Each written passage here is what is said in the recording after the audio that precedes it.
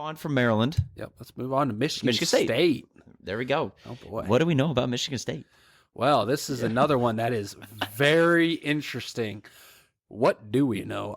They lost everyone. They lost their quarterback, their wide receiver, and their starting running back. The best wide receiver, Keon Coleman, Yeah. was very good. Lost him. And Who are you bringing in? But you still got some people picking them They got pretty a high. couple people coming in, but man, I mean, you lose that. Plus, they've lost recruits from and they this already previous weren't good. class, and they weren't good last year at all.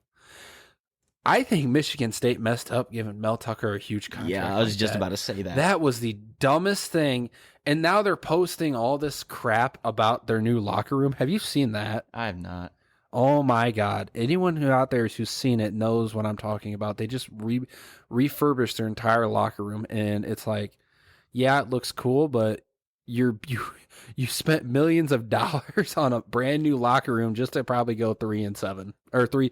Sorry, excuse me, because we played 12 games. So it would be 3-9. Or you have them going 6-6. Oh yeah, okay. I have them going 6-6. That is true, but they also have some very easy competition at points throughout their schedule. But then they also play the gauntlet of the Big Ten. So as all of them do. yeah. All the teams. So let's go ahead and start it off with Week 1. Central Michigan, easy W. Week 2, Richmond, easy W. If they don't blow out both of those teams, we know what they are. I think at that point, then it's probably going to be about the same as last year. And Washington, that is going to be a very good game. I think they get blown out. There's a lot of hype around Washington. I'm very high on Washington. Both teams are coming 2-0, assuming. Yeah. Assuming they both come in 2-0. Yep. It could be it's a future Big Ten matchup. Yep. It could be closer than we think. They're at Michigan State for that. That's what I'm saying. It could be closer than we think. Closer, but that's the beginning of the. I still see Washington. I think they have more talent, and they actually have a quarterback who they know is proven. Agreed. So yeah, Maryland. We got them losing to Maryland. We got them losing to Iowa. We got them winning against Rutgers, losing against Michigan, and then here we start coming a little split decisions.